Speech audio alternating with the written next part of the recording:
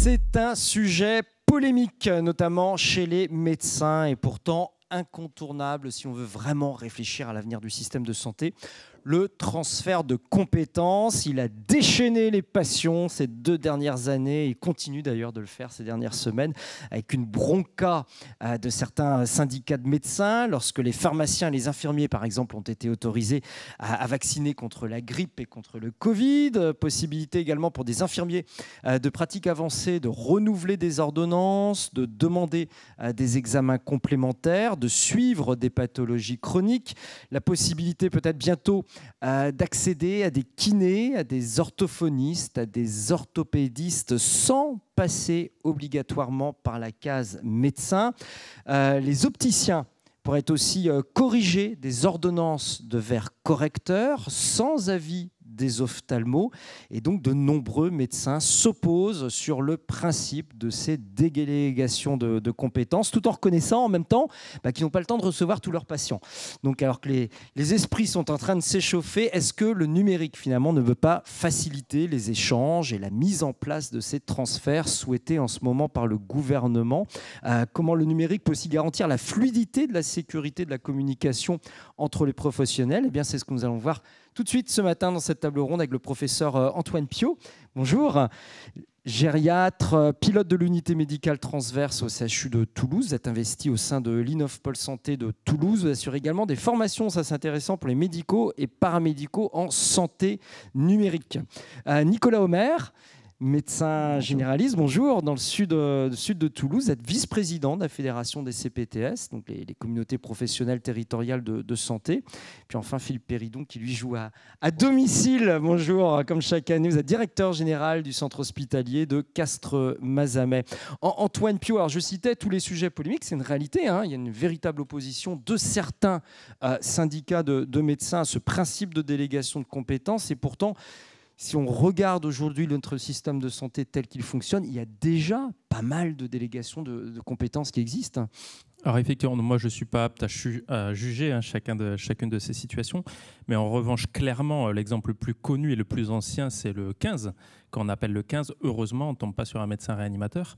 Donc ces plateformes de régulation, donc c'est de la télésanté déjà, hein, c'est un des actes de télésanté, on est à distance, on utilise des outils numériques, et pour le coup, on parle à des régulateurs qui sont non médicaux d'ailleurs, et qui permettent au système de fonctionner. Imaginez si n'importe qui appelle le 15 dans la région tombait sur le numéro du médecin réanimateur, ça ne fonctionnerait pas tout bêtement. Donc cette délégation de tâches, cette hiérarchisation des tâches, l'utilisation de plateformes de régulation, c'est quelque chose qui existe depuis très longtemps et qui est indispensable. Après, la question, c'est comment on le transfère à d'autres cas d'usage. Ouais. C'est valable également les ophtalmos. Hein. Les ophtalmos délèguent aussi pas mal de tâches aux orthoptistes quand on va faire vérifier sa vue. Hein. Oui, absolument. Il y a des disciplines où c'est déjà développé, mais il y a aussi les assistants médicaux qui commencent à naître dans les cliniques, en urologie, on en voit pas mal. Donc il y a pas mal de disciplines où c'est déjà en place. Et de fait, on pourra en rediscuter, mais il y a des sujets comme la télésurveillance médicale ou la téléexpertise où ça devient absolument indispensable de réguler finalement parce que le système ne fonctionne pas à cause de fonctionnement anarchique au fil de l'eau. Nicolas Homer, pour vous qui êtes généraliste, alors on n'est pas sur de la délégation encore de tâches extrêmement formalisée depuis 15 ou 20 dernières années comme ce qu'on a avec le SAMU, mais néanmoins, il y a des échanges quand même qui sont réguliers avec les médicaux et les paramédicaux autour de vous. Oui, dans votre introduction, il y avait 2 sujets. Le sujet politique, de savoir effectivement, il peut y avoir des réticences des médecins, peut-être par manque de temps en temps de pédagogie, de temps, d'explication, ce à quoi, comme vient de le dire Antoine, avec des choses claires, identifiées depuis longtemps. Donc tout s'est fait un petit peu rapidement, avec des fois un petit manque de concertation.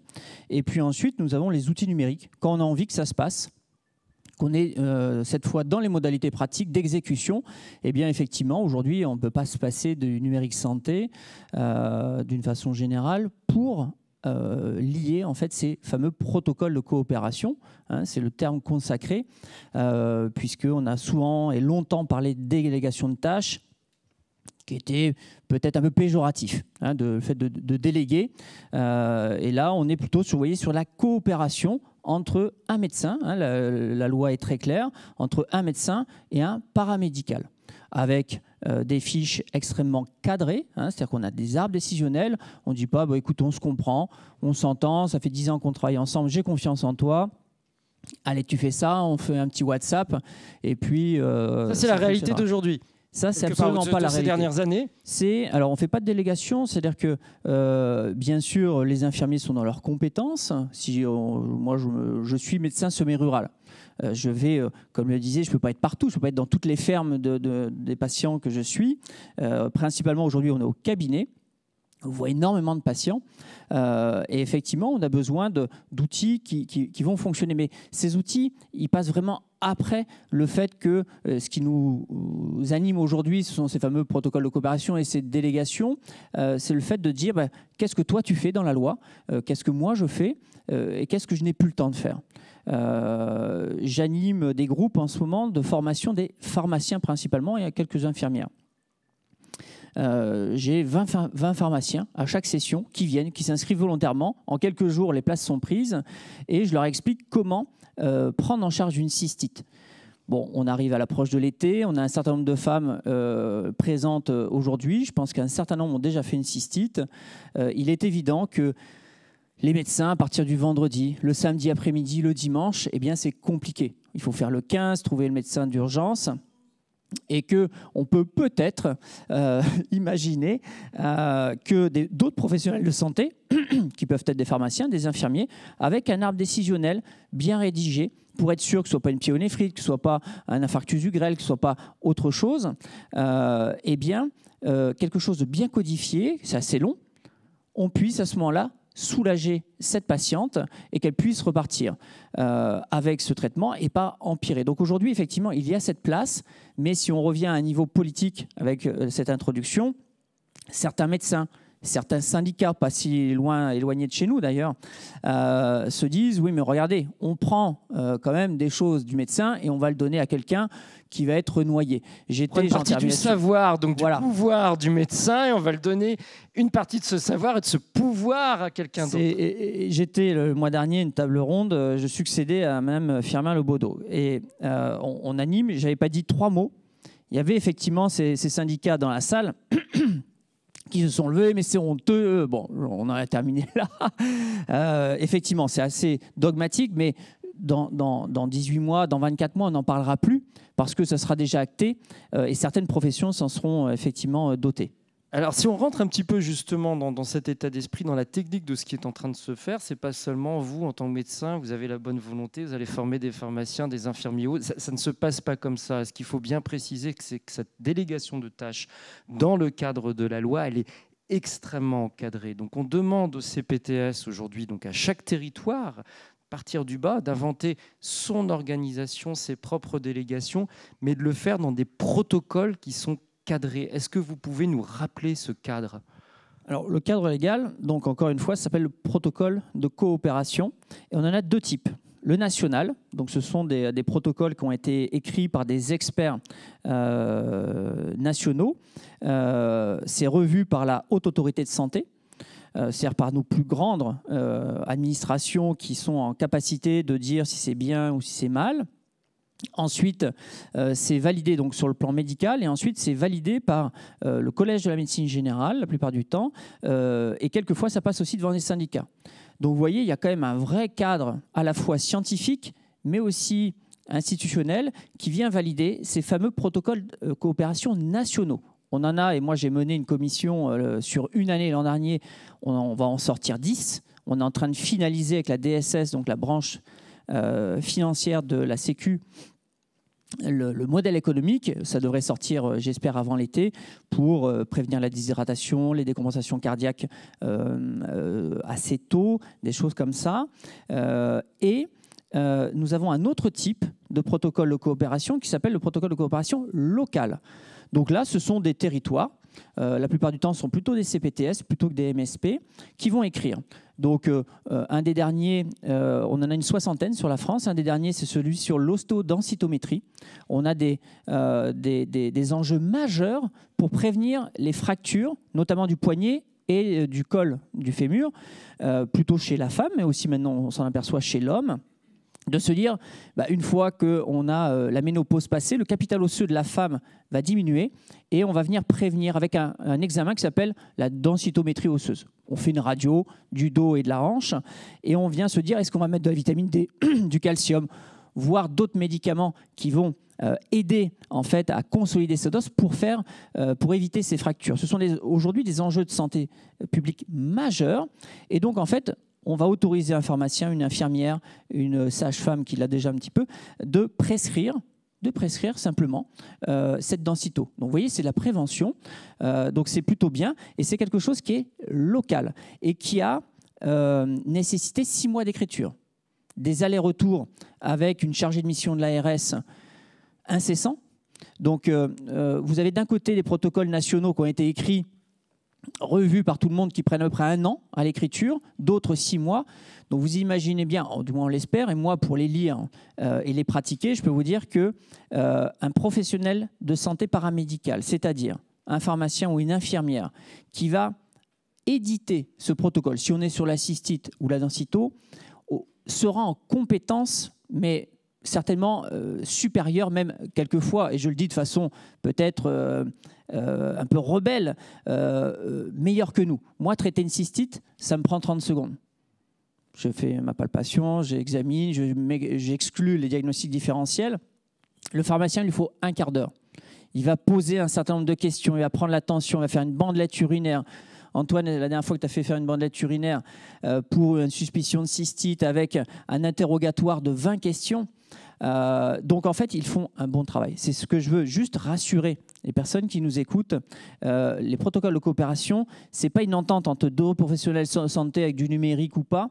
C'est quelque chose effectivement qui nécessite quelque chose à l'écriture de long et à la pratique de long et de couteau en temps aussi, oui. Et là, c'est intéressant. Comment est-ce que ça se passe très concrètement, par exemple, dans votre CPTS, alors je ne sais pas vous, entre médecin généraliste et le pharmacien, à qui vous allez pouvoir déléguer le contrôle de cystite d'une patiente, je veux dire, de manière très pratique. Vous n'allez pas l'appeler et dire tiens, aujourd'hui, je te délègue la cystite, viens faire une journée de formation et puis ça sera bon, quoi.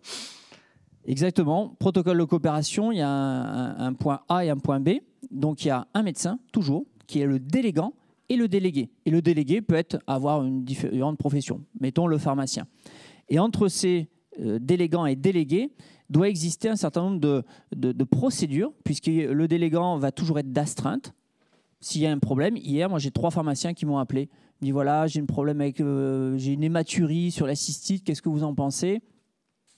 L'autre, c'était de savoir s'il devait réaliser la palpation, la percussion lombaire, des choses comme ça. Donc, je suis d'astreinte. C'est assez rare. Aujourd'hui, on a pris le recueil des 500 derniers protocoles de coopération faits sur la cystite. On a eu 5 appels. Donc, ça veut dire qu'en fait, on a des choses qui roulent, qui sont bien édictées. Et une fois que les premiers protocoles ont été faits, que les peurs sont dédouanées, eh bien, les professionnels de santé, les pharmaciens, les infirmières, peuvent le faire en toute sécurité grâce, effectivement, soit on le fait en papier, donc il faut un classeur par patient, soit avec des plateformes sécurisées où tout est digitalisé. Les professionnels, le pharmacien, il a juste à cliquer, tac, tac, non, non, non, non, non, oui, ah, j'ai l'ordonnance avec mon nom. Parce que le pharmacien n'a pas le droit de prescrire. Donc, en fait, quand il va amener, OK, pas d'intolérance, mettons à la phosphomycine, eh bien, ça va sortir une ordonnance de phosphomycine avec mon nom, mon numéro RPPS. Il aura juste à mettre un coup de tampon et ça va partir au patient, il va lui délivrer aussi, et ça va partir soit dans mon espace santé, soit il y aura une traçabilité aussi au médecin traitant. Donc, si je résume bien, d'abord le protocole, il est vraiment très codifié. Vous nous avez rappelé tout le respect médical, scientifique qu'on a là-dessus. C'est extrêmement documenté. Cela impose à la personne d'avoir eu un minimum de formation sur la tâche qu'on va lui déléguer. Cela impose la notion de binôme entre le médecin et le pharmacien. Vous faites très bien de rappeler que vous êtes d'astreinte et que la signature sur l'ordonnance, c'est la vôtre dans tous les cas. Et une notion de traçabilité, c'est-à-dire on sait à quel moment qui a fait quoi dans cette histoire. À vous entendre, je me dis, question certainement stupide, mais est-ce que vous ne vous rajoutez pas, vous en tant que médecin, de la pression supplémentaire avec cette histoire et potentiellement du travail supplémentaire si vous êtes d'astreinte à chaque fois que vous avez une délégation de tâches ? Oui, une astreinte, on connaît ça depuis qu'on est, j'allais dire gamin, quelque part, oui, avec Antoine. C'est plus ça fait partie de notre métier. Si on ne veut pas faire d'astreinte, on ne fait pas tout bib. Et là, la demande des tout bib, c'est plutôt moins d'astreinte et bien plus sûr, de temps libre. Hein. Mais recevoir 5 appels sur 500 protocoles, ça veut dire qu'en fait, il n'y en a pas. Et c'est surtout les premiers protocoles où les professionnels ont besoin ou quelque chose de très précis. C'est-à-dire qu'aujourd'hui, en fait, les protocoles sont tellement bien réalisés qu'on s'aperçoit qu'il n'y a pas d'appel et que ça fonctionne bien. Ensuite, il faut quand même se dire que ce n'est pas quelque chose qu'on va lâcher dans la nature. Je crois qu'au contraire, ces protocoles de coopération renforcent les liens. Vous voyez, comme moi je l'explique aux pharmaciens, je dis écoutez, moi je ne vais pas être votre délégant pour tous. Mon territoire, il fait 50 communes, 150 000 habitants. Donc je ne vais pas gérer 75 000 cystites. Ce n'est pas la problématique. Donc je demande aux pharmaciens, aux infirmiers de se rapprocher de leurs collaborateurs avec lesquels ils bossent d'habitude. Le pharmacien, il a des prescripteurs avec qui il est ami, avec qui il fonctionne depuis déjà de longues années. Il l'appelle, il lui explique. Donc ça marche souvent mieux comme ça. Il dit tiens, tu ne voudrais pas être mon délégant. Oh non, mais tu sais pourquoi, comment. Et puis finalement, 1 semaine, 2 semaines après, ça fonctionne. Aujourd'hui, nous, on le voit sur notre territoire. J'ai 150 médecins traitants. On a commencé les premiers mois, on est resté à 1. Vous imaginez qui était. Et puis, ça commence à faire on a fait des petites réunions. En un quart d'heure, on en a eu 5. On va voir les MSP, on leur explique. Et quand on prend le temps d'expliquer, eh bien voilà. Là, ils s'inscrivent. Donc, on donne nos diplômes et ainsi de suite. On s'inscrit sur la plateforme. Le professeur de santé, les pharmaciens, il dit OK, est-ce que vous voulez bien être mon délégant? OK. Et il dit voilà, j'ai commencé, madame Intel, je cherche mon délégant dans ma liste. Clac, clac, clac. Moi, c'est docteur Omer. Je le clique. Et puis il déroule son protocole. Et dans les réunions Tupperware que vous faites comme ça avec vos collègues médecins, quel est le facteur qui à un moment fait qu'ils vous suivent dans cette démarche? À part le charisme que vous pouvez avoir, donc on a envie de vous suivre quand vous parlez, mais ma question c'est est-ce que, à vous entendre, ils perçoivent déjà un bénéfice réel pour eux, alors en termes de temps, je ne sais pas, d'allègement de la pression psychologique, qui fait qu'ils ont envie d'y aller, ou c'est encore trop tôt pour le percevoir? Je vais vous répondre de façon statistique et claire. 60% des médecins sont empathiques. Pourquoi? Je parle médecin traitant. Je ne suis pas chirurgien de l'œil. On aime nos patients fondamentalement. On veut leur rendre service. Pourquoi on se coupe en 4? Pourquoi il y a des médecins qui sont actuellement sous le coup de contrôle de la Sécu pour des arrêts de travail? Pas parce que ça fait plaisir aux médecins. Vous savez, il prend 25 € qu'il fasse un arrêt ou qu'il n'en fasse pas. On est là vraiment dans le souci du patient quand on est médecin traitant. On a nos patients. Et on se dit, OK, j'ai compris, il y a quelque chose qui va le faire en toute sécurité pour le patient. Parce qu'en fait, la crainte des syndicats, et j'en discute largement avec eux, c'est de se dire, mais les pharmaciens, les infirmiers, peu importe, ils vont faire n'importe quoi. Le pharmacien, qu'est-ce qu'il veut? Il veut prescrire son sachet de phosphomycine pour gagner plus d'argent. Bon, on sait combien ça coûte, un sachet de phosphomycine, il ne va pas gagner beaucoup plus, et ça va lui prendre un quart d'heure. Donc c'est une tâche qui va être moins valorisante quelque part pour lui. Donc c'est un service rendu au patient. Et quand on explique le service rendu au médecin, en toute sécurité, avec ce que va être demandé en fait à nos délégués, c'est rassurant. Je dis bon, ok, bon, je vais le faire au début pour ma patientèle, déjà me rassurer, voir, et puis effectivement après, peut-être je vais élargir un petit peu le cadre et je pourrais être délégant pour un peu plus large. Et puis ce que je veux, et ça je vous l'accorde, c'est pas être dérangé quand même. Je ne vais pas faire ça, en plus ne pas avoir un patient, quelqu'un au téléphone qui vient. Et donc, on les rassure aussi en disant, bon voilà, normalement, c'est censé quand même fonctionner. Et puis, tu peux repartir à tout moment. Tu vois que tu as été dérangé sur 3 semaines, tu te retires, tu reviendras quand tu veux. En fait, c'est ce côté explication, réassurance.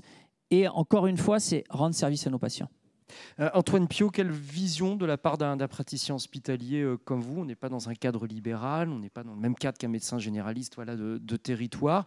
Est-ce que le bénéfice perçu, il est aussi important, il est différent? Mais je pense que c'est très intéressant ce que dit Nicolas, parce que finalement, le sujet, c'était les technos, et on se rend compte que le sujet, c'est la réorganisation du système de soins. Et de manière générale, le système de soins, il ne marche pas très bien, et vraiment tout centré sur le curatif du médecin traitant et médicaliser la santé à outrance. Je pense que ça ne fonctionne pas, quoi. Donc, il n'y a pas que des médecins, il y a plein de professionnels de santé. Ils ont tous quelque chose à apporter. Il faut juste qu'on réorganise les tâches.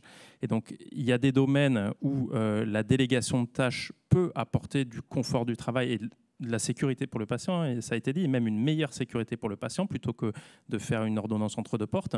Et il y a des domaines où c'est indispensable. Et si on prend le sujet, encore une fois, de la télésurveillance médicale, de la téléexpertise, on a besoin des outils numériques parce qu'on ne peut pas être en présentiel auprès de chaque patient, c'est mécaniquement impossible. 2, on en a besoin pour mieux se réorganiser, et on a besoin de la délégation de tâches et même de nouveaux métiers pour gérer ces nouvelles organisations. Vous sentez les mêmes réticences qu'on peut ressentir chez les médecins généralistes au sein de l'hôpital? Cette réticence, alors la réticence, les patients, ils l'ont pas.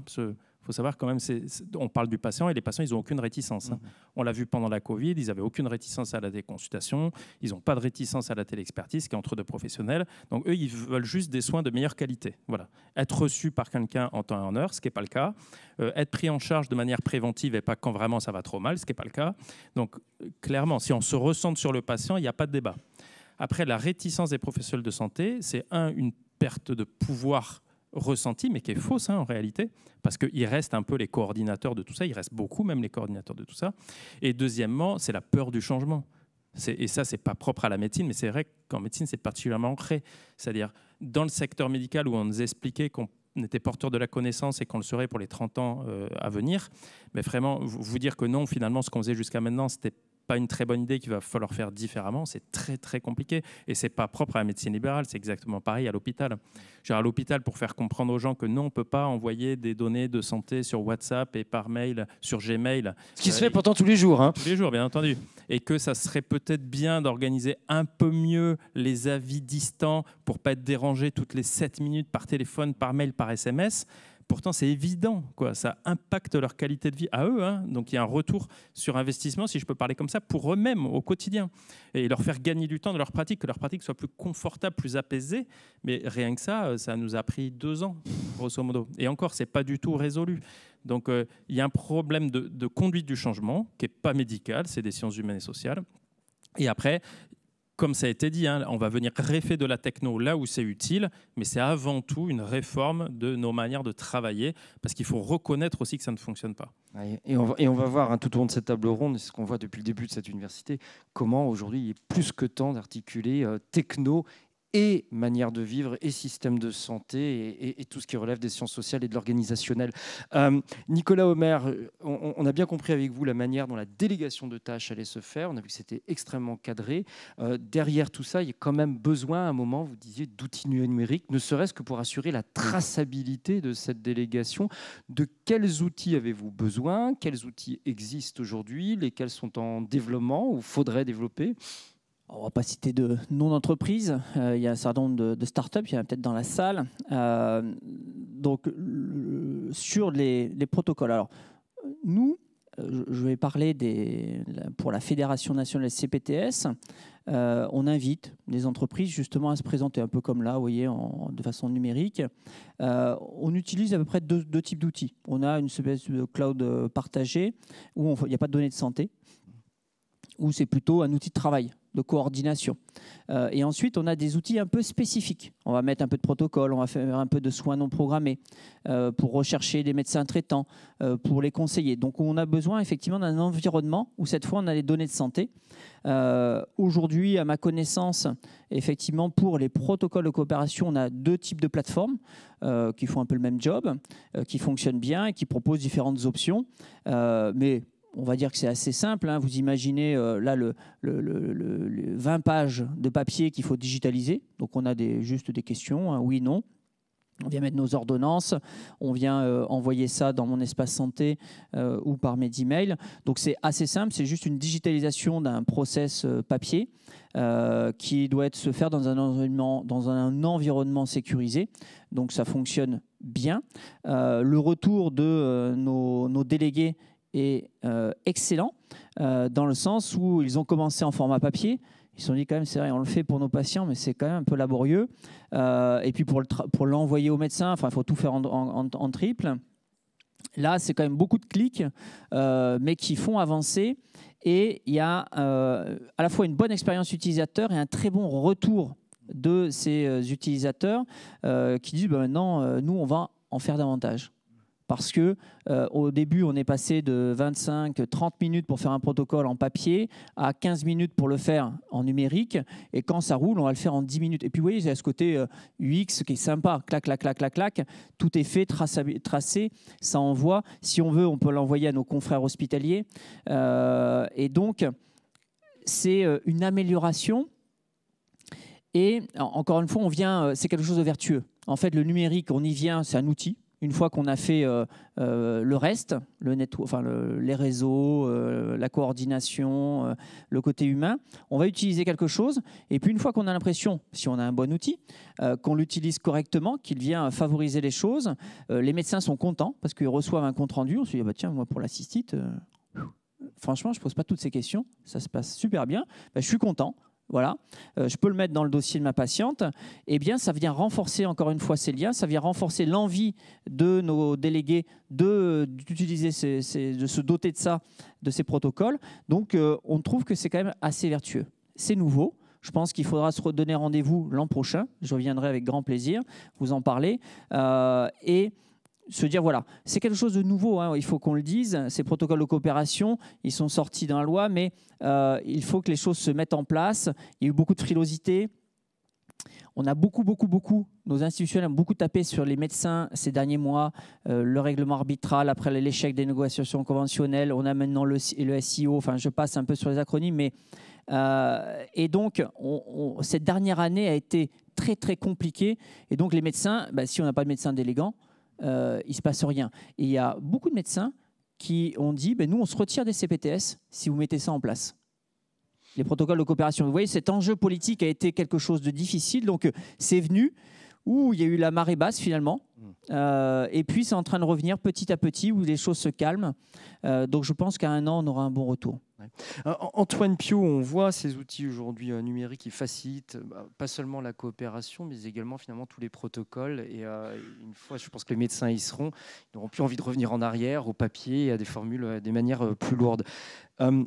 Ce que l'on a vu et ce que l'on voit depuis le début de cette université, c'est on se pose la question, est-ce qu'on est dans un oasis ou un mirage sur la santé numérique? Finalement, on y a tous cru. Pendant le Covid, vous l'avez rappelé d'ailleurs tout à l'heure, tout s'est développé. Les patients sont prêts, quoi qu'on en dise, à y aller. Et puis aujourd'hui, il y a un recul en arrière et un recul aux vieilles habitudes. Et l'un des constats que l'on mettait dans cette même salle hier matin, c'est qu'on a beaucoup pensé technologie. Alors, on a beaucoup démontré ici toutes ces dernières années et on amenait des nouveaux logiciels, des nouvelles choses sur tablette, des nouveaux outils pour faire des opérations à distance, et on était peut-être focalisé sur des petites briques de Lego qu'on rajoutait les unes aux autres ou des petits patchs qu'on mettait au système de santé.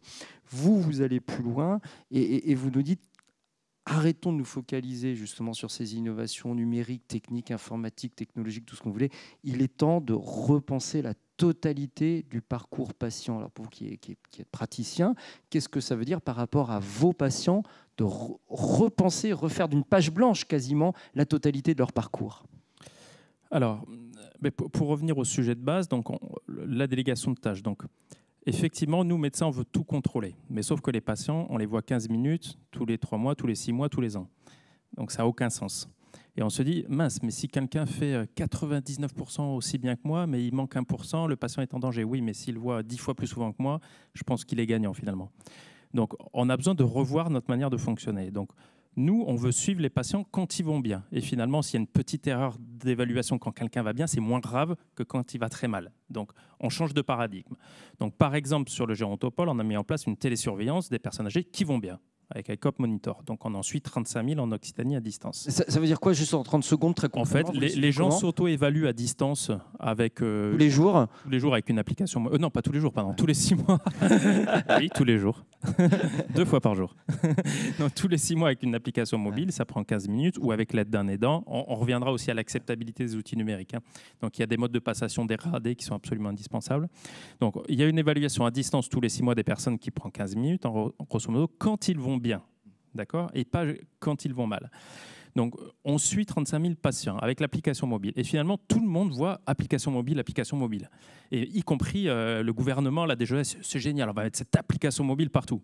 Alors, il dit maintenant, une application mobile, c'est un formulaire qu'on a numérisé. Donc ça, oui, vous pouvez le faire si vous voulez, ça va vous coûter 3 000 balles, mais ce n'est pas un changement de système de santé. Donc, derrière ce formulaire, Ça vaut mieux l'appeler formulaire finalement. Derrière ce formulaire numérique, les données vont quelque part. Donc il faut une base. Mais cette base de données, il faut qu'elle permette aux professionnels de travailler ensemble. Donc il faut une base collaborative. Puis, suivre 35 000 patients, moi, je ne peux pas regarder les données de 35 000 patients toute la journée. Donc, ça veut dire qu'il faut des algorithmes, des alertes. Et je dois m'occuper des patients. Donc, ça veut dire qu'il faut former des gens à suivre ces alertes. Donc, des aides-soignantes formées, des infirmières de pratique avancée, donc des nouveaux métiers, de la délégation de tâches. Et finalement, ça, c'est 99% du projet. L'application mobile, c'est un détail. Et si c'est un chatbot, c'est un chatbot. Si c'est un formulaire papier, pourquoi pas. Mais on s'en moque, quoi. Donc, on met en avant chaque fois la face émergée de l'iceberg et on oublie tout ce qui se passe derrière. On se dit qu'on met en avant le côté techno-sexy, mais finalement, pas que dans les médias, aussi dans les administrations publiques et les systèmes de santé. Donc, c'est finalement le côté pub marketing fonctionne avec tout le monde. Mais donc, ça veut dire quoi? Ça veut dire que derrière ce qui coûte cher, c'est pas l'appli, c'est la plateforme de télésurveillance médicale, qui est un outil numérique très complexe. C'est la nouvelle organisation, ces nouveaux métiers qui sont pas rémunérés.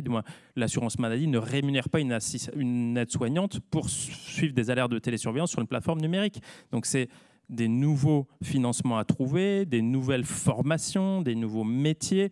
Donc c'est à ce prix-là qu'on peut vraiment changer le système de santé. Et qu'est-ce qui coince là-dedans? Est-ce que c'est l'aspect budgétaire qui va coincer ou bien c'est une nouvelle fois l'aspect un peu psychologique, changement d'habitude, nouveaux métiers? Donc, je pense qu'il y a la peur. Tout le monde sait très bien que la prévention, c'est rentable. Hein, on est d'accord. Il vaut mieux dépenser. C'est rentable à terme, on le rappelait hier. C'est rentable dans 10 ans, pas immédiatement. Voilà. La question, c'est à qui on s'adresse et quelle est son échéance. Est-ce qu'il doit rendre des comptes dans 1 an ou dans 5 ans? Si c'est dans 5 ans, ça va peut-être l'intéresser. Si c'est dans 1 an, il va juste voir une dépense. Donc, effectivement, il y a cette peur d'ouvrir les vannes, d'avoir des dépenses à court terme quand on a une vision à court terme. Et puis après, effectivement, il y a la méconnaissance. Et c'est vrai que le fait que les médias soient inondés par l'IA, les technos, avec pour le coup des croyances complètement délirantes, parce qu'actuellement, l'immense innovation en santé, c'est un agenda partagé. Et on fait mieux. Et le déploiement de la visio pendant la Covid, bon, ça faisait rire les jeunes étudiants ingénieurs. Wow, ils ont mis de la visio, incroyable. Il y a 60 ans, on allait sur la Lune. En 2023, nous, on met de la visio en France, quoi. Donc, l'innovation techno, on la survend terriblement. Nous, on a surtout besoin de changement des pratiques, de changement du système de santé, mais ça, personne n'est réellement prêt. À part les patients, les professionnels de l'administration ne sont pas prêts. Donc, pourquoi? Il faut qu'on les brutalise et il faut finalement qu'on qu'on fasse des pilotes nous-mêmes, qu'on change nos pratiques nous-mêmes sur fond propre, à fond perdu, et qu'on leur dise, vous voyez, ça marchait, donc ça marche, donc mettez un peu d'argent dedans.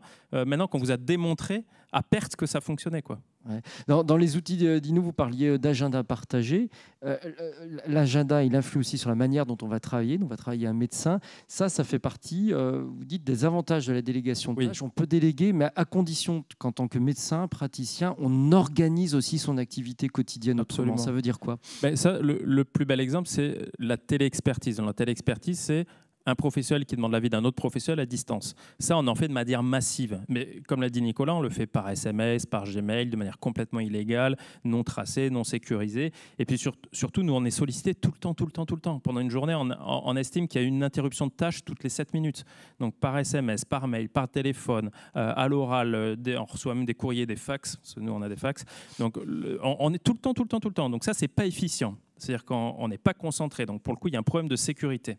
Et puis, on perd énormément de temps. On estime qu'on perd 1 heure de travail par jour par médecin hospitalier. Je suis désolé, j'ai une vision hospitalière, mais le reste, je ne connais pas bien. Donc, 1 heure par médecin. C'est monstrueux, la perte financière. Donc, on leur dit, voilà, organisez-vous différemment. Vous dédiez 1 heure de manière asynchrone par jour ou une demi-journée par semaine, comme vous voulez, ou vous faites une rotation entre médecins. Et en dehors de ce temps-là, on ne peut pas vous solliciter. Mais pour pouvoir faire ça, là, pour le coup, il nous faut de la techno, il nous faut un outil. Donc, il nous faut un outil dédié de téléexpertise qui permet de dire à tous les requérants, déjà, vous passez par cet outil. Donc, pour leur dire ne passez pas par WhatsApp, il leur faut une alternative. Mais ne passez plus par WhatsApp, vous passez par cet outil. Et dans cet outil, il vous dira si je vous réponds dans les 2 heures, si je vous réponds dans les 24 heures, si je vous réponds dans les 72 heures, si mon temps de réponse il est différent le week-end et la semaine, ça je le paramètre une fois pour toutes. Et moi, ça va me permettre de travailler sereinement, d'être moins dérangé, potentiellement d'avoir moins de burn-out et d'être plus efficace et plus sécuritaire dans mes réponses. Donc, il y a des moments où la techno est absolument indispensable, mais ça nécessite en amont que les gens se réorganisent. Et c'est ce qu'on est en train de faire actuellement sur le CHU de Toulouse. C'est notre grand projet des 12 mois, là, c'est de déployer de manière massive la téléexpertise, de manière organisée, sécurisée. Et l'hôpital a tout à y gagner. Déjà, on va passer d'1 heure de dérangement inefficace par jour à quelque chose de beaucoup plus organisé. Et après, on va pouvoir facturer cette activité à l'assurance maladie qui, jusqu'à présent, était faite gratuitement. C'était mal fait, c'était fait de manière illégale, c'était fait gratuitement. Et en plus, ça impactait notre qualité de soins pour les autres patients qui étaient en présentiel. Donc, bien entendu, la techno, quand elle est bien utilisée, elle peut apporter une meilleure qualité de soins. Ce n'est pas à la place d'eux, ce n'est pas moins d'humain, c'est juste les personnes qui sont en face de vous sont vraiment en face de vous parce qu'elles ne sont pas dérangées 10 fois pendant qu'elles vous parlent. Et à côté de ça, on peut donner des avis pertinents et posément à des gens qui sont à 200 km et qui n'ont pas forcément accès à une expertise équivalente autour de chez eux. Donc on peut vraiment apporter de la qualité. Nicolas Omer, vous partagez les propos d'Antoine Piot, pour vous qui êtes en libéral justement sur des territoires hors de l'hôpital. On part de la délégation de tâches finalement et on amène à revoir comment on repose le parcours patient, mais comment on repose aussi la journée du médecin. C'est ça. Là, on était dans une discussion soins primaires entre pharmaciens, infirmiers, milieu libéral.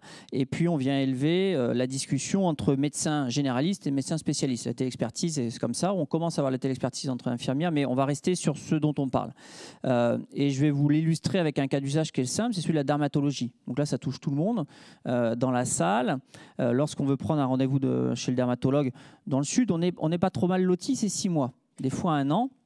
En fonction des départements. Donc moi, je mène cette expérimentation régionale pour l'Occitanie depuis plus de 6 mois. Et on s'est aperçu effectivement qu'on avait besoin d'organiser les choses. Donc on a des départements. Le Lot, il reste 3 dermatos. Le Gers, il en reste 1. En Haute-Garonne, dans l'Hérault, on en a beaucoup. Donc effectivement, eh bien, soit on se dit les Gersois ou les gens de Tarbes vont être moins bien soignés, on va leur dépister leur mélanome systématiquement avec des métastases, et puis on va attendre qu'ils meurent. Soit on peut mettre en place des choses vertueuses, sécurisées, qui s'appellent effectivement la téléexpertise, où bien organisé on peut. Et qu'est-ce qu'on a fait? On a mis tout le monde, les dermatos libéraux, hospitaliers, donc je fais la tournée des popotes, bien sûr les soins primaires. Qui veut faire quoi? Eh bien, on a abouti à une conclusion en 4 points. 1, il faut un réseau, une organisation. On va pas, moi, je ne vais pas aller solliciter le CHU. Il n'y a pas d'intérêt. Le CHU doit rester quelque chose d'excellence. On a ensuite nos dermatos de ville. Il faut avoir un accès direct. On a certains qui sont les cliniques, les hôpitaux, qui vont prescrire de la biothérapie, du psoriasis sévère, des choses comme ça, pour nos patients qui ont aussi du chronique. Il n'y a pas que des suspicions de cancer. Et effectivement, on a les soins primaires, les médecins traitants, qui ont des difficultés énormes à trouver effectivement des rendez-vous. Et bien dans ce cas-là, c'est une organisation avec nos collègues dermatologues où on fait par une plateforme sécurisée une demande de téléexpertise qui nous prend en moyenne, je crois, c'est entre 3 minutes 30 et 4 minutes 30, aussi bien pour le demandeur que pour le receveur, qui est certes très peu rémunéré, c'est 10 € et 20 €, mais au moins il y a un modèle économique. Un dermatologue d'Angers me disait, moi, j'ai arrêté tous les SMS, WhatsApp, de répondre à tous mes collaborateurs en permanence. À l'année, j'organise, je commence ma matinée, je prends 45 minutes. Je fais mes 10 téléexpertises de la veille. J'organise, je suis concentré, j'ai mon temps. C'est pas en plus, je l'organise dedans. Eh bien, c'est valorisé à l'année 40 000 €. Ça veut dire qu'il peut payer une secrétaire parce qu'il faut le télépaiement, mais c'est organisé, c'est sécurisé. Et ça veut dire que 10 demandes de médecins par jour sont solutionnées. Des demandes, vous voyez, qui vont être organisées.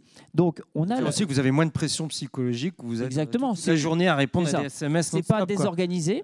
Donc, le premier groupe de travail a été de dire, eh bien, il faut organiser ce réseau. Le deuxième, il faut un outil, la téléexpertise. Le troisième, la formation, puisqu'effectivement, on doit aider un peu les soins primaires à mieux se former. Et le quatrième, ça fera peut-être le lien avec la conclusion, c'est l'intelligence artificielle. On s'aperçoit que on peut avoir des outils pédagogiques. Moi, j'ai commencé mes premiers remplacements à l'époque. Il y avait encore des médecins qu'il faut travailler en papier. À l'époque, je me dis, comment ils font pour travailler? Il n'y avait pas de logiciel.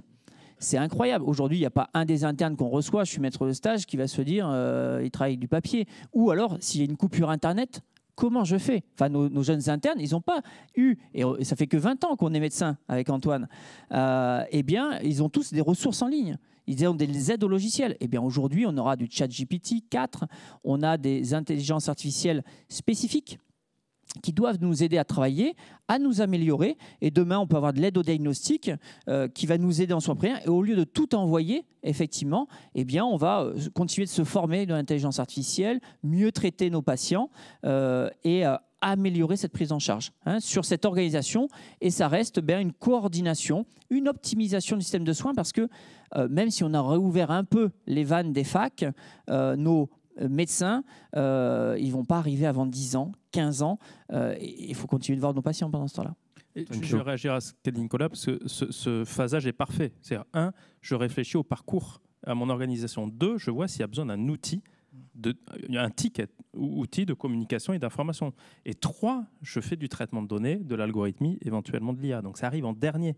Et le premier niveau, il n'y a pas de techno. Ouais. Alors qu'aujourd'hui, on va vous mettre l'IA au départ en vous disant c'est génial. Exactement. Et puis on va dire, voilà, je vous apporte l'IA, ça va tout résoudre. Non, non, je me réorganise, je prends des outils de communication. Quand j'ai de la donnée massive, je la traite avec de l'IA. Ça, c'est le bon ordre et c'est comme ça que ça marche. Philippe Héridon, au CHIC également à Castres, vous avez vos premières délégations de tâches, enfin, il y en a déjà qui sont en cours, mais là, des délégations de tâches qui vont monter en puissance avec l'arrivée de vos premières infirmières en pratique avancée bientôt. Voilà, et d'abord, je crois que ce qu'il faut dire, c'est que les règles qui régissent les protocoles de coopération sont les mêmes. Ouais. Et c'est important à dire que ce qu'a décrit le docteur Omer, ça vaut aussi dans le monde hospitalier. Il faut des protocoles écrits, il faut une délégation signée entre le délégant et celui qui reçoit, il faut la traçabilité du consentement du patient. Il faut expliquer au patient dans quel cadre il est pris en charge. Et Antoine Piot le disait très bien, le patient est d'accord. Mais ce sont des éléments de formalisation qui sont indispensables. Ça, c'est le premier point. Le deuxième point, je rebondis sur ce que disait Antoine Piot. Le mirage, c'est considérer que ça résout tout.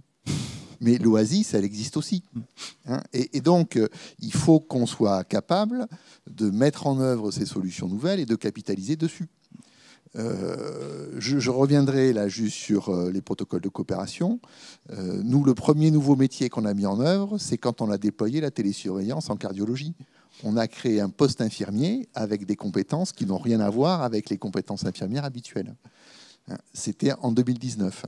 J'en profite pour dire que ces solutions, elles sont opérationnelles dans les établissements comme les nôtres et qui est pas uniquement dans les gros CHU. C'est pas. Je crois que ça, c'est quelque chose de très important. Elles sont opérationnelles et adoptées aujourd'hui, parce que 2019-2023, on a 4 ans de recul, ça marche, ça intéresse des gens. Ça marche avec la CPTS. Ce sont des projets qu'on porte en commun avec la CPTS. C'est articulé également avec la clinique. Ça intéresse également, je veux dire, vos salariés à l'hôpital, les personnes qui vont sur ces postes-là, les médecins qui les entourent. Est-ce que l'organisationnel change? D'abord, ça intéresse l'équipe médicale, parce que c'est une organisation différente des parcours et ça permet d'avoir en hospitalisation les patients qui méritent d'être hospitalisés.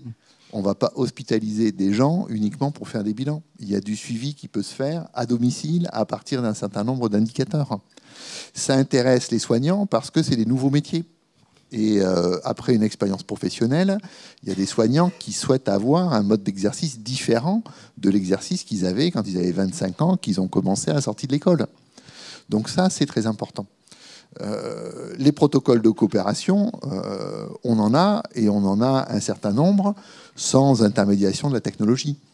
Par exemple Par exemple, les prélèvements de cornée. On a 3 infirmières qui ont un protocole de coopération. Il n'y a pas d'intermédiation de la technologie. Elles assurent le prélèvement à la place de l'ophtalmo. Il n'y a pas beaucoup d'ophtalmo. Elles sont très compétentes et on fait beaucoup de prélèvements de cornée. C'est très bien. Il n'y a pas de technologie. Par contre, on peut avoir de la technologie dans des métiers où il n'y a pas de protocole de coopération. L'exemple, on a déployé depuis 2 ans un dispositif IDE de nuit, mutualisé avec cette EHPAD du Tarn Sud, et on dote cette infirmière d'outils numériques. Alors, par exemple, expliquez-nous comment ça marche très concrètement. C'est le sac à dos, alors par 6, voilà, je donne le nom de la société, mais ça permet, en lien avec l'équipe des urgences, les médecins, de faire le relevé d'un certain nombre de données pour évaluer de manière plus précise l'état du patient et valider le principe du transfert ou pas. Donc là, on n'a pas de protocole de coopération. On a un travail d'équipe qui est différent. Et l'outil numérique va amener un travail d'équipe différent. Avec des contraintes, c'est d'abord la maîtrise de l'outil technologique. Une infirmière de nuit, ça veut dire qu'il en faut 3. Ça veut dire qu'il faut que les 3 soient capables d'utiliser l'outil de la même façon. Voilà, ça c'est important. Dans l'équipe des urgences, il y a 25 praticiens. Il faut que les 25 praticiens, puisqu'ils tournent tous sur les postes, soient capables aussi de rentrer dans ce dispositif. Donc on a là les éléments de déclinaison qui rendent la mise en œuvre de ces outils complexes. Mais une fois qu'ils sont mis en œuvre, ils recueillent l'assentiment des professionnels. Les professionnels s'y retrouvent. Et puis un dernier point, on évoquait l'IPA. Nous, on a une IPA. Infirmière de pratique avancée. Infirmière de pratique avancée. Donc là, on n'est plus dans le protocole de coopération. On est sur une autre déclinaison des nouveaux métiers infirmiers, comme on les appelle. Je parle un peu sous le contrôle de ma directrice des soins, qui est là, que je salue, donc qui pourra apporter des éléments d'information complémentaires. En cancérologie, elle ne va pas utiliser d'outils numériques en particulier. Voilà. Par contre, c'est effectivement des modes d'exercice qui sont attractifs, des modes d'exercice qui sont demandés, des modes d'exercice qui sont contraignants. C'est 2 ans de formation. Il faut partir à Toulouse ou à Montpellier quand on est une infirmière à Castres ou à Albi. C'est pareil. C'est coûteux. Parce que ça veut dire qu'il faut que l'établissement paye le remplaçant ou la remplaçante de la professionnelle qui part en formation pendant autant de temps. Voilà. Donc, on a aujourd'hui des freins sur les déploiements de ces dispositifs. L'évaluation qu'on peut en faire, j'espère, va permettre de lever un peu ces freins et de faire en sorte qu'on puisse développer ces pratiques dans une logique, et c'était très bien présenté, dans une logique de parcours. On est obligé d'individualiser nos organisations et donc nos réponses organisationnelles à la spécificité d'un certain nombre de parcours. Et on est obligé de le faire avec les outils numériques ou sans, et avec les outils numériques, avec les partenaires avec lesquels on travaille. Parce que l'hôpital, ça va être un segment du parcours, le professionnel libéral, ça va être un autre segment, le médecin primaire, comme l'a très bien présenté Docteur Omer. Le docteur Omer, c'est un autre segment, et il faut effectivement que non seulement la donnée soit partagée, mais que le patient ait la certitude que, quel que soit le moment où il est pris en charge, il est pris en charge dans un continuum qui lui garantit la meilleure qualité, voilà, et qui va mobiliser le bon professionnel au bon moment. Et là, effectivement, l'outil numérique a sa pertinence. Quelle nouvelle délégation de tâches vous imagineriez dans les prochaines années, ou lesquelles sont nécessaires aussi en fonction du manque de professionnels? D'abord, ce qui est intéressant, c'est que ce qui a été affiché par le ministère il y a quelques années a du mal à se déployer. Il y avait une grande grève des urgences en 2019. Il y a des éléments de protocole de coopération qui ont été préparés au niveau national et qui se sont très peu déclinés. En particulier la prescription de radiologie par l'IAO. En Occitanie, il y a 5 établissements qui ont mis en place le dispositif de protocole. Il y a des freins. L'infirmière, elle ne veut pas nécessairement avoir cette responsabilité.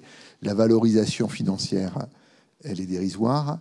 Et dans une dimension d'équipe, de globalité d'équipe, là on est vraiment sur de la sociologie, de la culture, c'est parfois une contrainte d'avoir un élément de rémunération différencié.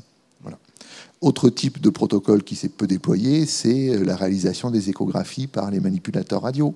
Au bout du compte, il y en a très peu, alors qu'on manque énormément de radiologues. Et pourquoi? Donc, parce que pas de volonté de prendre la responsabilité, alors que normalement on est en délégation, donc on n'est pas non plus responsable comme un médecin. Ça doit partir des équipes. Et ça a été très bien décrit sur une des problématiques de ce qui s'est passé ces 6 derniers mois, c'est que l'affichage politique et le volontarisme politique, le mieux peut être l'ennemi du bien à un moment. La manière dont il a apporté, finalement, va peut-être être en déphasage avec la réalité de la vie des équipes. A contrario, j'ai évoqué des protocoles de coopération différents et une émergence de métiers qu'on a quasiment maintenant dans toutes les spécialités, c'est vraiment l'infirmière de parcours. de coordination de parcours. Ça a été évoqué par rapport à la télésurveillance en gériatrie, on l'a en télésurveillance en cardiologie, on l'a aussi sur des parcours, tous les parcours chroniques. Et aujourd'hui, ce sont des métiers qu'on met en œuvre, parfois sans outils de télésurveillance, parfois avec des outils de télésurveillance, ou parfois avec des outils d'accompagnement. Je pense à MyDiaby, par exemple, pour le diabète, qu'on a également déployé. Donc, ces nouveaux métiers, ce sont des métiers qui s'imposent dès lors qu'on réfléchit effectivement par parcours et qu'on comprend la nécessité d'individualiser le parcours du patient chronique par rapport au parcours du patient aigu dans nos établissements de santé. Un dernier mot, parce qu'on arrive en fin de session. Je vais quand même avoir votre sentiment sur l'intelligence artificielle, alors que ce soit ChatGPT ou d'autres outils. Il n'y a pas que ChatGPT dans le monde. Néanmoins, est-ce qu'on est sur quelque chose qui est encore assez nébuleux ou assez fumeux, ou est-ce que très concrètement, ça peut arriver aussi dans vos établissements ou dans vos cabinets pour changer la manière de travailler? Philippe Perrineau. Moi, je pense qu'il y a des métiers qui vont être bouleversés dans les années qui viennent. Par exemple le métier de secrétaire médical. Il a déjà été très bouleversé ces 20 dernières années. Si on regarde ce que faisait une secrétaire médicale il y a 20 ans et ce qu'elle fait maintenant, ça a énormément changé. Mais ChatGPT, ça peut changer complètement le rédactionnel des comptes rendus. C'est-à-dire que l'intelligence artificielle pourra faire les comptes rendus, prendre des rendez-vous médicaux. Et j'ai envie de dire d'autant plus que la HAS nous donne un cadre qui est valorisé financièrement via les IPAX. Le courrier de sortie, il doit répondre à un certain nombre d'items. Donc, rater un item, c'est perdre de l'argent dans le financement à la qualité. Donc, avoir des éléments structurants au-delà du courrier type qu'on peut donner, c'est quelque chose de fondamental. Mais on l'a aussi par des technologies sur lesquelles les établissements, en particulier publics, ont été réticents. Le robot conversationnel, par exemple, ça fait gagner du temps infirmier en chirurgie ambulatoire ou dans les unités d'hôpital de jour. Éviter que l'infirmière fasse l'appel de la veille et l'appel du lendemain. Dans 95% des cas, ça va bien. Ce qu'il faut, c'est que les 5% où la personne prise en charge en chirurgie ambulatoire a besoin de l'infirmier puisse avoir l'infirmier. Mais les 95 autres %, c'est pas la peine de perdre du temps soignant, parce que le temps soignant, il est aussi précieux. Et donc, on a ces technologies qui pénètrent le quotidien du monde hospitalier aujourd'hui. Et alors, avec un temps plus ou moins long d'acceptation par les professionnels, globalement une acceptation par les patients, sauf quand on tombe sur le malade imaginaire. Mais bon, j'ai envie de dire, on en connaît tous, mais ça reste l'exception. Et je crois qu'effectivement, un certain nombre de métiers vont continuer de changer, parce que ce changement existe de manière pérenne, et certains vont changer un petit peu plus que d'autres. Antoine Piot, rapidement, puis Nicolas Homer, sur ce point aussi, ChatGPT ou intelligence artificielle, en lien avec la délégation de tâches, parce que c'est aussi le thème de notre session ce matin, vous imaginez des changements importants, de la massification si importante en surveillance? Je pense qu'à partir du moment où on s'intéresse aux patients quand ils vont bien, on s'intéresse à beaucoup de personnes, on recueille beaucoup de données. Donc il y a une masse de données qui fait qu'on ne peut pas la traiter avec des méthodes conventionnelles. Donc il faut de l'algorithmie, de l'IA, etc. Et le point important à mon avis, c'est qu'il ne faut absolument pas que cette IA soit une boîte noire. Il faut vraiment que les professionnels s'y intéressent, qu'ils ne se laissent pas un peu enfumer, ce n'est pas si compliqué que ça. Donc il faut qu'ils aient la main mise sur le paramétrage des algorithmes, parce que d'autant plus que juridiquement, ils ne pourront absolument pas se reposer dessus. On ne pourra pas dire « c'est pas moi, c'est l'IA ». Si j'utilise l'IA, j'en prends la responsabilité. Donc je dois savoir comment ça fonctionne, quels en sont les avantages, quelles en sont les limites. Donc je pense que ça aura évidemment sa place dans le parcours de soins, mais il faut vraiment que les professionnels de santé s'y intéressent. Nicolas Homer. Et je crois que ce n'est pas que en remplacement d'eux, mais vraiment en complément et en optimisation pour nos patients, que ce soit le radiologue avec des mammos augmentés par l'IA et qui vont être là enfilés en permanence. Je vous parlais de l'aide au diagnostic en dermato. Moi, j'utilise une aide l'IA qui va me traiter. Aujourd'hui, 50% du boulot d'un hospitalier, c'est de taper à l'ordinateur. Aujourd'hui, moi, j'ai une IA au cabinet qui enregistre le patient, qui me met tout dans le dossier au bon endroit avec l'anamnèse, l'examen physique. Donc, en fait, je viens m'améliorer. Je mets tout sur le plan médico-légal, mais aussi dans le courrier. Ensuite, je fais un clic droit, envoyer au courrier. Eh bien, je n'ai pas 3 mots. J'ai toutes les informations qui ont été dites pendant le temps de ma conversation qui sont prise, mais surtout synthétisée. Donc effectivement, ça ne va pas me remplacer, ni le patient, mais vraiment optimiser et améliorer vraiment la prise en charge de nos patients. Parfait. En tout cas. Et tout ça, ça va prendre combien de temps, à votre avis, juste pour se développer? Quelques années, comme d'habitude. Quelques années. Mais on ne pourra pas faire moins. Je crois que c'est quelque chose de très sérieux qu'on fait au quotidien. C'est votre santé. C'est la première préoccupation des Français et certainement des Européens. On ne peut pas se soustraire à un temps d'adaptation. Et notre collègue du centre hospitalier, et on a la chance d'avoir des innovateurs comme il l'est. Hein, tout le monde n'a pas un castre Mazamet, hein, quand même, il faut bien dire, dans la région. Il faut un certain temps, où on a des équipes de 25, on a des équipes de 100.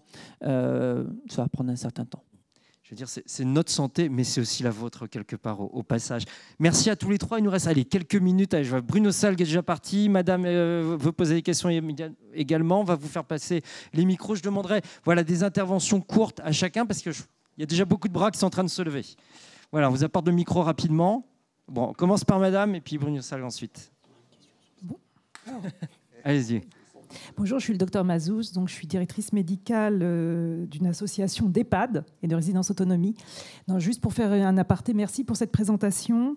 Alors on a parlé du libéral, on a parlé du sanitaire, mais il y a effectivement les établissements médico-sociaux qui sont extrêmement concernés et extrêmement impactés aussi par les difficultés. Et effectivement, nous, le problème, comme vous le disiez très bien, ce n'est pas le problème de l'outil numérique, mais vraiment du parcours. Et notre problématique, c'est effectivement le nombre de soignants et comment faire évoluer et permettre. Du coup, nous, c'est vraiment, on est sur le mirage hein, au niveau des établissements médico-sociaux. Et effectivement, il nous faudrait revoir soit des nouveaux métiers, soit une rémunération de soignants pouvant accompagner le résident, parce que pour l'instant, il faut bien que quelqu'un l'emmène et soit là au moment de la téléconsultation. Et voilà, c'était juste pour cette remarque, sans forcément qu'il y ait de retour, de réponse aujourd'hui. Mais c'est aussi le but de ces sessions, c'est de vous entendre. Effectivement, sur les aspects budgétaires, à moins qu'Antoine Piot voulait compléter, puis Dr Romer également. Je laisserai Nicolas répondre au 112. Donc, concernant les outils numériques, il y a un gros problème d'accessibilité, clairement.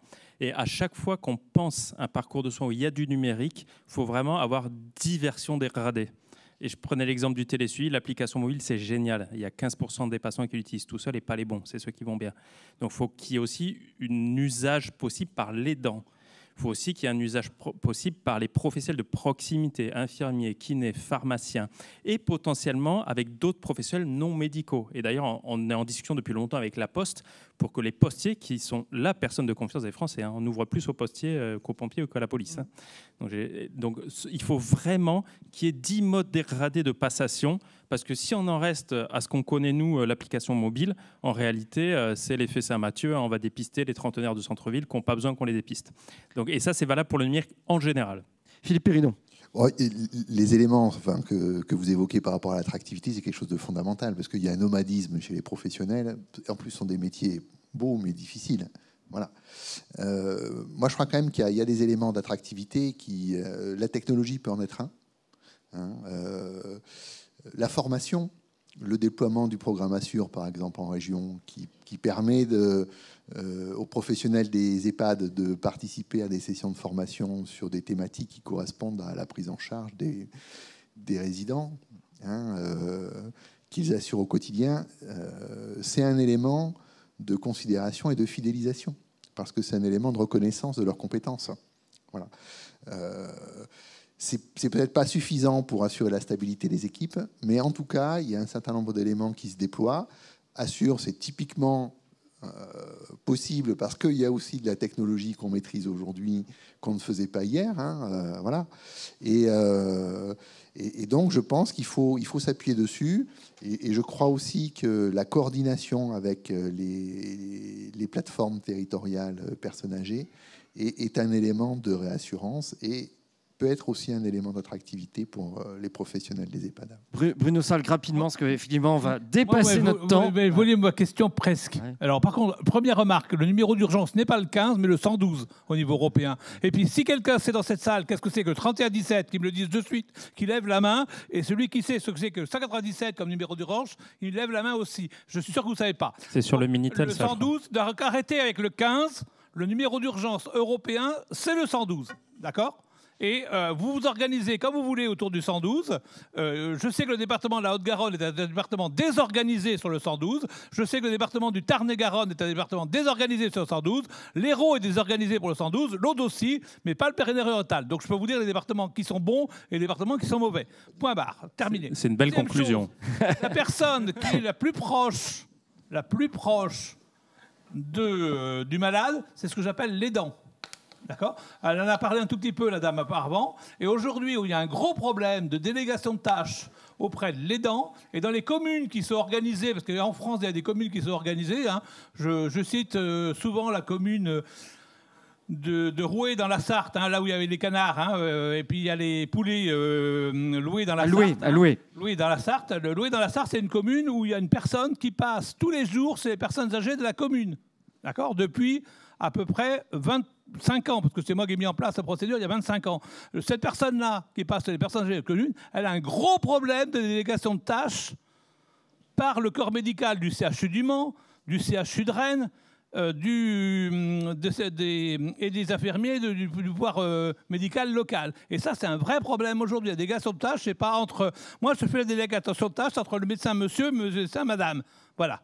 Il faut arrêter cette connerie de cette délégation de tâches. Je la prête à mon pharmacien. Rapide, Bruno. Pour rester très positif et en dehors du côté rigolo du 112, le côté aidant, c'est une question extrêmement sérieuse pour travailler avec des associations comme Être là, qui sont des aidants. Il y a 1600 bénévoles sur la France pour les soins palliatifs, des gens qui donnent de leur temps bénévole. Dans nos CPTS, à nos conseils d'administration, on a entre autres, et France Asso Santé est là, des représentants des usagers et des patients, et tous nos parcours. On a cité l'infirmière de parcours qui devient indispensable partout. Moi, j'ai des salariés IPA à ma CPTS. On a les représentants des usagers et des aidants. Donc, on n'est pas dans les délégations de tâches, c'est des choses complètement différentes. Là, on parle de gens formés, des choses comme ça, mais de la collaboration avec eux. Et donc ça, je veux vraiment dire quelque chose, parce que ça, c'est important, derrière le côté rigolo, et on travaille activement avec les aidants. Merci de l'avoir souligné. Merci, on peut les applaudir, nos trois intervenantes ce matin. Et puis, puisque Madame parlait budget tout à l'heure, sachez qu'on aura les payeurs qui seront dans cette grande salle et que vous allez pouvoir interpeller dans quelques instants. Merci à tous.